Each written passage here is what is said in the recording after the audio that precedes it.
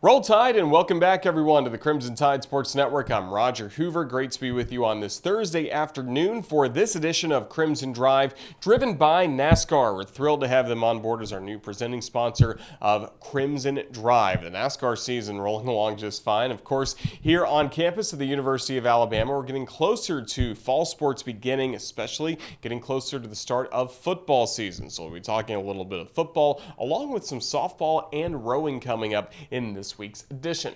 We'll go through our headlines for today thanks to the smart board that's been provided to us by our friends at RJ Young. RJ Young is the official technology solutions provider of Crimson Drive. Well, coming up on the show today, I mentioned we're going to be previewing football, and nobody does that better than Phil Steele, who since 1995 has come out with the Phil Steele College Football Preview, an in-depth magazine taking a look at not only Alabama Crimson Tide, the rest of the SEC, but all the Power 5 leagues and the Group of 5. Even online, he's got some FCS breakdowns as well. So Phil Steele will be along to talk to us about the Crimson Tide and what he sees from around the Southeastern Conference this year. They'll be talking with one of the newcomers for the Alabama softball team in Lauren Esman. She transfers to Alabama after a standout career at Michigan, and she's a rising senior, so she looks to finish her career strong at Alabama. Somebody that's already finished their career in rowing at Alabama is Darcy Jennings, and she picked up a great honor last week when she was named the Big 12 Co-Scholar Athlete of the Year in rowing. Yes, in rowing, Alabama competes in the Big 12. A great honor for Darcy, who had a wonderful career at the Capstone. Going through some other headlines for today, let's focus on men's basketball for a moment because we got the news earlier in the week that the Crimson Tide will open the Phil Knight Invitational coming up Thanksgiving night out in Portland, Oregon against Michigan State. So a great matchup there. Tom Izzo has been a mentor for years for head coach Nate Oates of the Alabama men's basketball team. Nate, of course, spent a long time in Detroit as a high school basketball coach, so you know that's going to be a special matchup for him going up against Michigan State as the tournament will be held in Portland, Oregon inside the Moda Center. The other games will be on Friday and Sunday for the Crimson Tide, and just a really talented field, kind of similar to what we've seen the last several years in the Nate Oates era, whether it's in the Bahamas, also in the Maui Invitational. That was played in Nashville, North Carolina that year. And then, of course, last year at the ESPN Events Invitational in Orlando. But look at some of these potential matchups down the road. UConn, Oregon, UNC, Villanova, Portland is the host school, and then you'll have Iowa State there as well. So some great opportunities coming up for the men's basketball team. Is coming up in the month of August, we should get a look at Alabama's basketball schedule for this year. Some other headlines. Schedule reveal has already happened for the Crimson Tide men's golf team. So congratulations to Coach Jay Sewell having that announced as the Crimson Tide look for a bounce-back season coming up in golf. Of course, softball, as we mentioned, adding Lauren Esman. That is really the headline from this past week for Crimson Tide softball. So we'll be talking with Lauren coming up in just a few moments. Also, men's tennis. George Husak has added 2 players to the roster, so some more talent filing in to the Alabama men's tennis program. And then the USA Swimming National Championships are underway, and we've already seen some great results for the likes of Kinsey McMahon and Ryan White representing Alabama extremely well. So for more coverage on that, head to rolltide.com. But right now on Crimson Drive, driven by NASCAR, we want to talk football, and we want to talk to one of the best experts in college football. His name is Phil Steele as he breaks down Alabama, the SEC, and just the overall college football landscape heading into this fall. Roger Hoover now pleased to be, first of all, holding up an edition of Phil Steele's 2022 College Football Preview, and we're pleased to be joined on the show by Phil Steele, who worked so hard putting this together, so many detailed information on not only the Crimson Tide, but all of college football. And Phil, it's great to have you with us. How's everything going as we're finally here? The college football season is just around the corner. Yeah, just about a month away. Camps are starting to open up, so it's always a lot better when football's being played. I'm doing great. How about yourself, Roger? Doing extremely well, and again, just having that football guide from you kind of makes us feel like the football season is close at hand. But what can you tell us about the work that has been done over the last few months, even going back to last football season, to get ready to put the magazine out for this year? Well, I tell you, the transfer portal has made things a little more exciting during magazine season. We spent 7 months putting this thing together, and teams can change their fortunes based on who's coming and going on the transfer portal. But this year, the summer has been sort of uneventful, except for the conferences changing. But thankfully, that doesn't affect the magazine at all because we just forecast the conferences for this year and how they're going to finish. So overall, things are going really good right now. Well, it's certainly good to hear, and let's start with talking about the Alabama Crimson Tide, because if we look at your rankings, the power rankings, you've got Alabama at number 1. Just what do you like about Nick Saban's team heading into 2022? Well, I think they're in much better shape than they were heading into last year. As you recall, last year they had just 3 returning starters on offense, had to find a new quarterback, were very inexperienced, number 124 in my experience chart. And, what I found last year, Roger, was that the big boys, Alabama, Oklahoma, Clemson, Ohio State, they were the inexperienced teams last year. Meanwhile, the rest of college football was very experienced. We had almost every team at 17, 18, 19 returning starters due to COVID. Every coach I talked to said it was the deepest team they ever had, and that sort of put the big boys at a deficit. We saw some close games for Alabama last year. The Florida game was close. The loss to Texas A&M. The LSU game was close. And then the Auburn game at the end of the year. I thought the Tide was fortunate to pull that one out at the end and win that thing in 4 overtimes. This year, I think it's going to be back to normal for the big boys. And with Alabama, they're a more veteran team. I mean, you've got the Heisman Trophy winning quarterback in Bryce Young. You add in a running back like Jahmyr Gibbs from Georgia Tech, who I've enjoyed watching the last 2 years. I think he's one of the top running backs in the game. That's a great addition there. The receiving corps has added in Jermaine Burton, the top receiver from Georgia, also a Louisville receiver, and Tyler Harrell. And naturally, there's plenty of talent there to begin with. And the offensive line should be an improved group as well with 3 starters back. Defensively, I rate it the best defense in college football, led by arguably the best defensive player in college football, Will Anderson. Just loaded with defensive talent throughout. Add in a player like Eli Ricks, one of the premier cornerbacks to help out that secondary, and I think it's the best defense in college football. Special teams, always solid under Coach Saban. He's one of the best head coach, probably the best head coach out there. They have my number 9 rated special teams heading into the year. So really a complete team, a stronger team than last year, a more veteran team. They're all the way up to number 52 on my experience chart overall. And I actually have Alabama a double-digit favorite in every game. I don't think there's a question that this team is going to get to the SEC title game and most likely win it. Yeah, that was going to be my next question. Just looking at Alabama's schedule, do you feel like this is one of the easier paths, so to speak, that Alabama has had to Atlanta in recent years? Yeah, and I think the gap between Alabama and Georgia and the rest of the SEC is one of the wider spots this year. I think they really will reestablish themselves. At Arkansas is not going to be an easy game. We saw that last year that they struggled a little bit at home against Arkansas, and the Hogs will be fired up for that. Tennessee has an explosive offense, and that gives them a puncher's chance in that game. LSU and Death Valley. I mean, LSU wasn't expected to give Alabama a game last year. The Tide were a 4-touchdown favorite, and they only won the game by 7. And then Ole Miss, once again, a team with an explosive offense. But when I plug in the power ratings, add it all up, I still have Alabama a double-digit favorite in each of those games. And I don't think we'll see the amount of close games that we saw last year. And when you look at the rest of the SEC, just when that was a big talking point last week in Atlanta at SEC Media Days. Okay, it's Alabama in the West, Georgia in the East, but who's next in the SEC? Who can really challenge those two teams? What did you use to kind of separate some of the different teams in your rankings for when you were taking a look at the SEC East and the SEC West about who those next teams might be?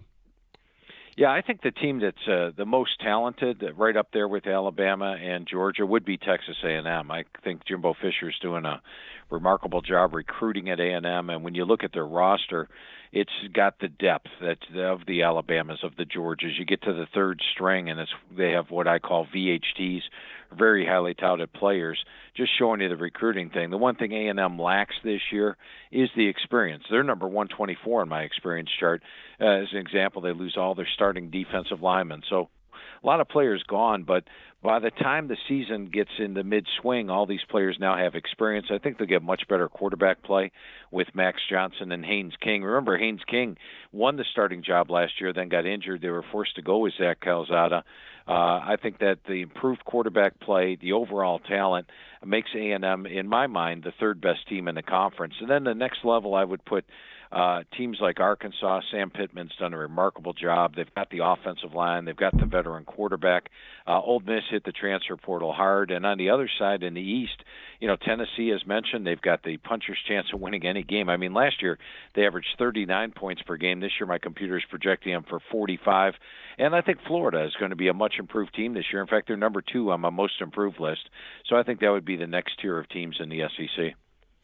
And then let's take a look for just a moment at the Auburn Tigers, Alabama's in-state rival. As you mentioned before, that was a tight game at the very end last year down on the Plains, and Auburn was picked to finish last in the SEC West by the SEC media poll. But what do you see for Brian Harsin and the Tigers going into this year? Yeah, I think Auburn's going to surprise a lot of folks this year, and I think the overall outlook for Auburn would be different. Had they held on to that lead against Alabama and won that game, I think they would have been picked 3rd or 4th in the SEC this year. And while much was made of all the players leaving Auburn, they did lose a lot of players in the transfer portal, and the general consensus was, oh my goodness, there must be something going on there. It's a toxic situation. Roger, I've been doing this for 28 years, and in my 28 years, I've seen a lot of first-year head coaches come in, and those coaches that have a lot of attrition like that are generally just weeding out the players that aren't bought in. And what's left is a team that's galvanized and bought in. I think that's what we're going to see with the Auburn Tigers this year. If they can get good quarterback play out of either Calzada or T.J. Finley, they've got the running backs with Tank Bigsby, Jarquez Hunter. The receiving core looks solid. Offensive defensive line is where they're strong. I read in the number 10 offensive line and number 9 defensive line. So you're talking about top 10 at the line of scrimmage. My number 5 special teams. I expect Auburn to open up the season 5-0 when they travel to face Georgia. And I think Auburn's going to have a much better year than anyone expects this year. So that's a look really at the SEC. What about nationally? Are we expecting to see some more great performances by the Clemson Tigers or the Ohio State Buckeyes try and get back in the playoff mix? Just what are you seeing kind of big picture outside the SEC for this year? Yeah, and last year was unusual. I mean, Oklahoma did not even play in the Big Ten title game. Ohio State did not even play in the Big Ten title game. Clemson did not even play in the ACC title game. Not talking about not winning the conference, but not even playing in the title game. And part of that goes back to what I talked about. The big boys were inexperienced. Everybody else in college football was so uber experienced that I had to redesign my experience chart because it was just way out of whack with all the players that were coming back. This year, I think we get a return to normal. You're looking at a team like Ohio State. They've got the best offense in the country. Heck, they've got 3 Heisman Trophy candidates on offense in quarterback C.J. Stroud, running back Travion Henderson, and wide receiver Jackson Smith-Njigba. They've got an improved offensive line, and defensively they had Jim Knowles in. Ohio State's one of those teams that'll be a double-digit favorite in every single game this year. And Clemson, their problem last year, despite being less experienced than everybody else, was quarterback play. And going over the offense with offense coordinator Brandon Streeter this year, he told me DJ Uiagalelei has lost 20 to 25 pounds, much more mobile in the pocket, and the emphasis of the spring was getting the ball out of his hands so he didn't take as many sacks. Thought he was a vastly improved quarterback and that he would look more like the 2020 version of DJ, and I think so as well. And if he isn't, they've got Cade Klubnik behind him, who's my number 1 quarterback out of high school and looked really good in the spring. Best defensive line in the country, my number 2 defense overall. Offensive line's improved. Solid set of running backs with Shipley, Pace, and Maffa.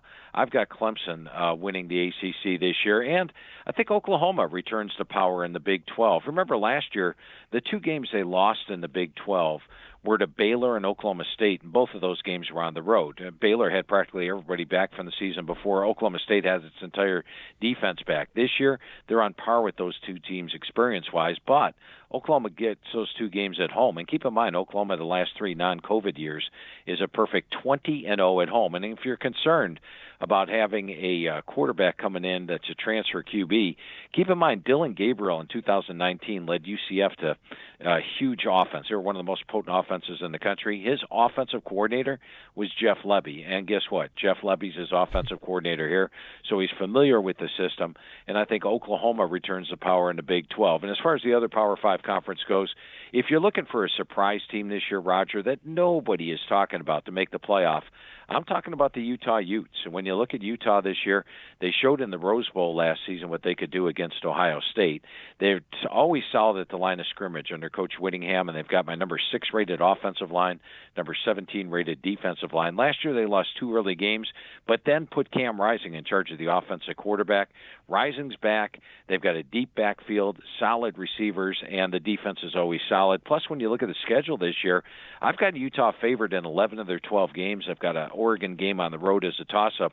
But last year they beat Oregon 38-10 and 38-7, so they're very capable of running the table. And as much as the Pac-12 is getting beat up right now after losing USC and UCLA, if they run the table in the Pac-12 and go undefeated, they'll make the playoff. Well, that's certainly interesting to hear about. And sticking nationally for just a moment, just what was your reaction to the news that UCLA and USC to be joining the Big Ten? And you've been covering college football for so long, you're in the forecasting business. Just where do you think we're headed with some of the realignment talks that have emerged over the summer? Yeah, the one thing we've seen for sure is change. And you go back to when I started the magazine in 1995, that was in the era that the Southwest Conference was disbanding, and players or teams are moving into the Big Ten and or Big 12 and the SEC. And at that time, you thought, "Wow, that is a massive change." When Nebraska moved to the Big Ten, that was huge. The one thing that's certain in college football is change. But I'll say this, Roger: 2 years ago, if you asked me what was going on, my answer 2 years ago was we're headed to 5 16-team super conferences. If you asked me last summer what I thought was going on, I said that I would have said the Big 12 is probably headed for extinction after losing Oklahoma and Texas, and now the Big 12 appears to be fairly strong. So I think this year we're probably headed towards maybe 2 or 3 super conferences, but the bottom line is I don't think anybody knows, and while the change can be uncomfortable at times with the loss of some rivalries, I think that's where college football is headed.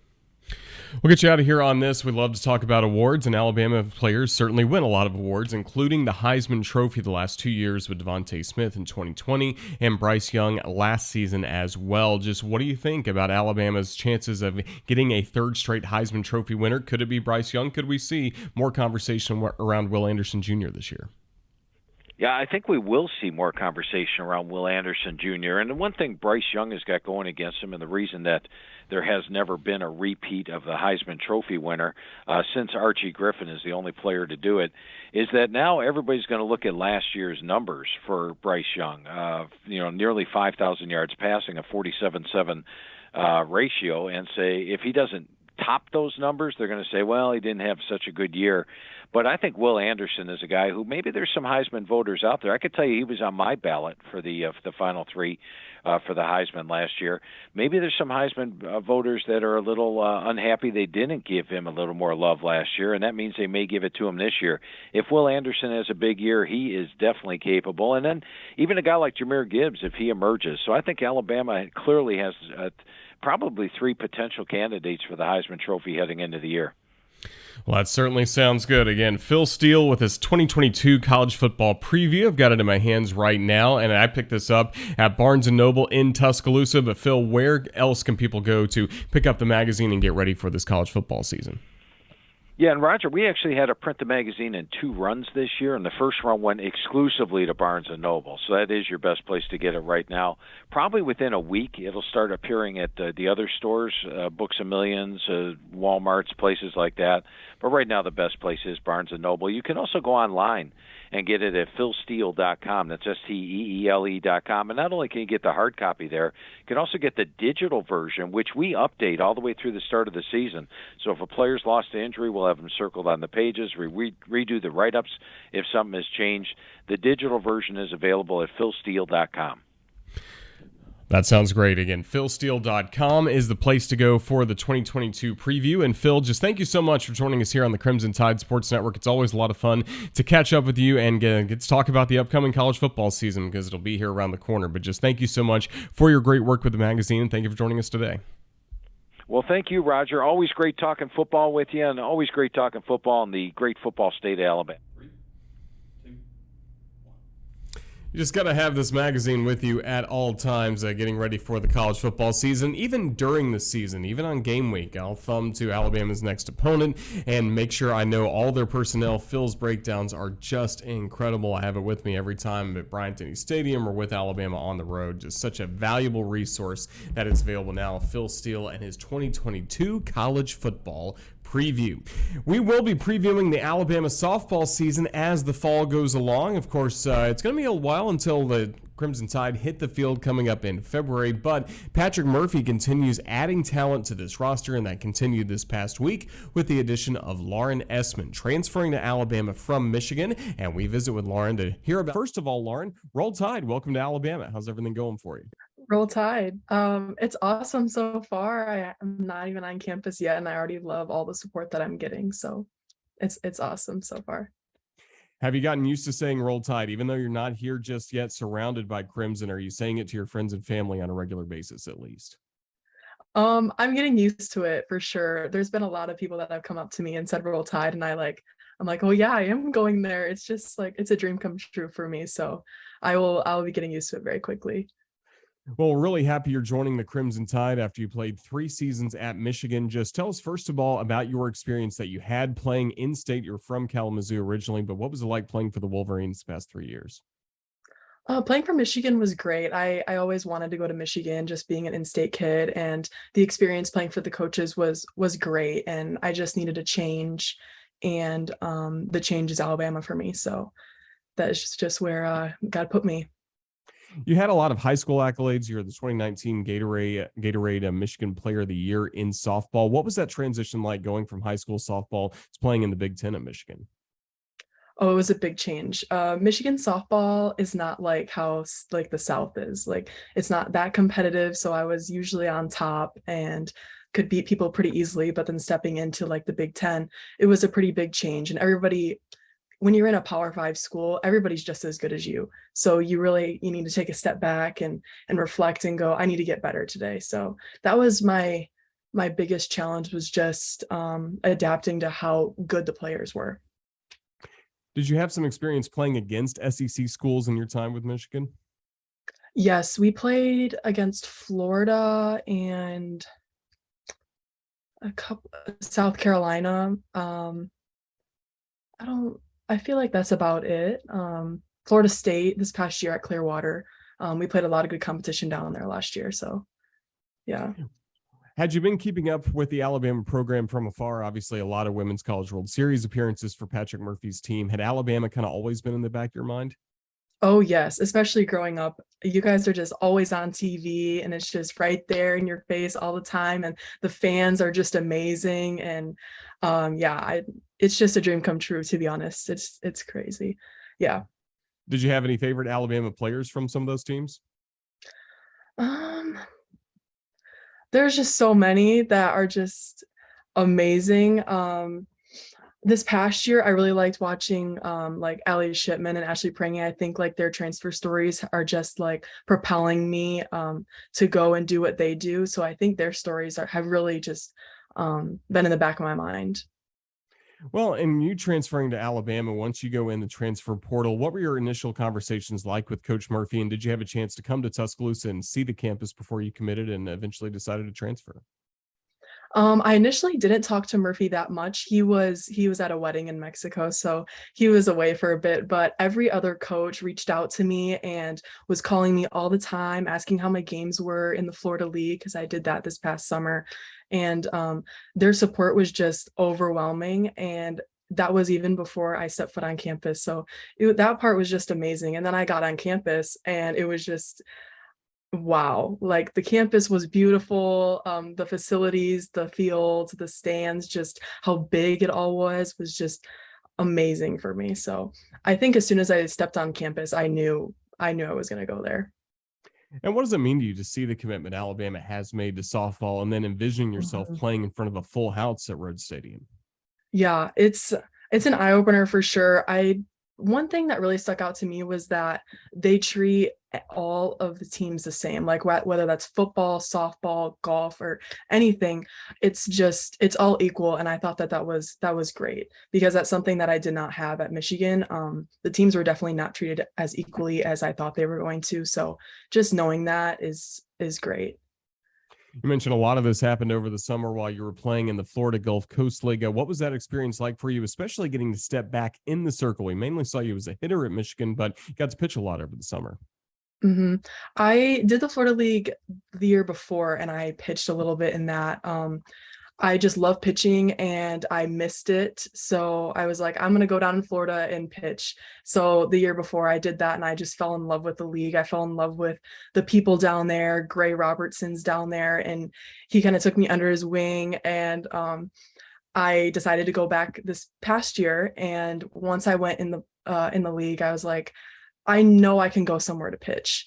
I love pitching. I want to go somewhere to pitch. And that's when I decided I'm gonna go see what my options are. And yeah. Well, it was a good decision because you ended up being the league's pitcher of the year. You had 55 strikeouts. What pitches did you throw? What helped you get so many strikeouts? What helped you get swings and misses on strike three? I think my biggest thing is just being unpredictable. I'm not gonna blow it past people. I don't have one crazy pitch, but I think just having a four pitches that I can mix up eye levels, mix up speeds, I think that's what makes me really effective. And so, looking at what you'll be doing for the Crimson Tide, where do you see yourself fitting in with this team? Could it be with the bat, or could it be in the circle? I'm hoping with both. I love to hit and I love to pitch, and I've always wanted to be that two-way player where I can lead in the circle but also in the box. And that's what I was in high school and travel ball. And I'm ready to do it again. So I'm hoping that it'll be both. If I am not one of the best hitters, and I hope that my pitching will just step up and I can lead in that way. But I'm hoping that I will be able to contribute in both. Well, you've had a really busy summer. First of all, making the decision to transfer from Michigan to Alabama, and then pitching in the Gulf Coast League in softball. Just what are the next few weeks like for you as you get ready to make the jump to Alabama and really dive in and get ready with this team? Yeah, I've really been focusing on my lifting and conditioning the past couple days. I'm going to continue to do that for the next couple weeks. I think that's huge, especially coming in the fall. You need to be ready, like, physically, because the fall is hard and those practices are long. Lifting's hard, conditioning tests are hard. So I'm just trying to prepare for that. I'm giving my arm a little bit of a break just because I've been pitching for the past month almost every day. So I'm just taking that easy, working on my spins, doing that type of stuff, keeping my mechanics good, and then just trying to figure out what I need to bring. Being away from home is going to be not a challenge, but just different for me. So I think just getting ready to be 9 hours away is something that I'm trying to, you know, get my brain. Your teammates and coaches and all the Alabama fans are ready to welcome you to Tuscaloosa, Lauren. We're just thrilled you made the decision to join Alabama, and we look forward to watching you in the Crimson and White coming up this spring. But just thank you so much for joining us here on the Crimson Tide Sports Network. Roll Tide. Thank you. Roll Tide. Thanks to Lauren Esman for joining us here on Crimson Drive, driven by NASCAR. Can't wait to see her play for the Crimson Tide this upcoming season in softball. She's just getting ready to start her Alabama career. Somebody that just wrapped up their career in the Crimson and the White is rower Darcy Jennings, who had been a team captain of the University of Alabama, and this past season was named the Big 12 Co-Scholar Athlete of the Year in rowing. So figured this is a great time to catch up with Darcy Jennings on all. First of all, Darcy, roll Tide. How's everything going for you? Yeah, roll Tide. Everything's going good. I'm currently in Missouri, actually, traveling from Alabama up to Chicago, where I'm starting my job. Well, that's very exciting. We'll get to that in just a moment, but we have to say congratulations right off the bat. The Big 12 Conference, which Alabama competes in rowing, announced last week that you are one of 3 honorees from rowing to be named the Spring Scholar Athlete of the Year. What did that mean to you to get that recognition from the Big 12? I was like really, really happy. I honestly didn't even know that the award existed. And like the way I found out was like a friend texted me like, congratulations. And I was like, what's happening? And so, yeah, I was just like really, really happy. And yeah, it was like the nice like cherry on top of my whole time at Alabama. What can you tell us about your work that you've done in the classroom, both in your undergraduate studies and in your graduate studies at the capstone? So for undergrad, I did chemical engineering and I chose it really like quite naively. I didn't know what it was. I just heard that people get paid a lot. So I was like, yeah, I'll do that. And I got to the end of my degree and I started applying for jobs and I kind of realized I didn't want to work in it. And so then I had a meeting with Coach P and he was like, well, why don't you come back for your 5th year? And I was like, okay, like, why not? And so then I did sports administration and figured, I love working. I would love to work in sports. And so my master's in sports administration was definitely something I'm really glad that I did. How did you find a good balance between competing, getting ready for rowing season, and just staying in shape all throughout the year, along with all the rigorous work you had to do in the classroom, especially chemical engineering for undergraduate Yeah. studies? I think a lot of it was just like having different boxes. So like making sure that if I would go study, I would prefer to not study like where I was living so that then I could, have my downtime without having everything spill over into like different parts of my life. But it definitely wasn't easy. And, like sometimes if friends were going out, you have to say no because you have like 300 problems to work through and have a crisis. But just like making sure that you stay on top of like the time management part of things. And you did so very well, again, being named the Big 12 Rowing Scholar Athlete of the Year. So that's great work done by you in the classroom. What can you tell us about the work you've done in rowing for the Crimson Tide? You competed with the first varsity 8+ this past spring. Just what's your career been like wearing the Crimson? It's been great. Like I've loved rowing for Alabama. I transferred from Minnesota where I didn't enjoy it as much and then came to Alabama and really hit my stride. And I've been in 1V like ever since I got to Alabama and just loved like, when you row, you have to get to like kind of a place of darkness to do well because it's very mental sport. And, when I was rowing for Alabama, I'd always want to go to that place for all the girls that I was rowing with. What can you tell us about rowing under Glenn Putre, your head coach? It was really good. He knows how to like motivate us and like motivate in different ways depending on who you are. And I'd say we have a really good relationship. And I think that helped. Um, even in the classroom and like in rowing, it like helps your whole life when you have a good relationship with your coach. How did he keep all of you together in March of 2020? It had to be such a scary time when the pandemic really shut down all sports across Alabama, but especially for rowing, you guys were just getting into your season. Yeah, it was definitely tough. I remember we had like a big meeting the morning after everything got cancelled, and I think they told us something like we'll be back April 20th, like just wait till April 20th. So I was like, okay, well, I'm international. I'm not going to go home. Like if we can row, I want to row. And like if we can race, then I 100% want to race. And yeah, then things just kept spiraling. And then we would just have like these Zoom meetings with one of the coaches and a couple of girls. So I think it was just kind of like trying to work through that kind of like grief of our season, but together on Zoom, as together as you can be, like worlds apart. And when you all were able to return to Tuscaloosa and get to row once again in the fall, prepare for the 2021 season, how tight were you as a group, knowing that you had lost a lot earlier in the year and then you had a terrific 2021 season that eventually led to a berth in the NCAA championships? Well, I was captain that season and I had so many girls come up to me and be like, we have to make NCAAs. And I was like, we're making NCAAs. Like, I don't care if I have to be like the worst, like leader in a sense that people kind of hate me because I'm going to call you out if you're not doing what you should be doing rowing wise. So it was like most people were on board and it was amazing. Like I've never been on a team where everyone was just like so connected to one goal and would do like anything to get there, which was just, yeah, it was great. And the coaches obviously were on board as well and were great leaders for us and gave us hard workouts and like everything, all the tools that we needed. And I think us as a team really just like came together mentally. How much did you and your teammates enjoy the home meets in Tuscaloosa at Manderson Landing? You have a beautiful facility right there in the Black Warrior River, but especially when Alabama fans would come and cheer you on, what'd that mean to you?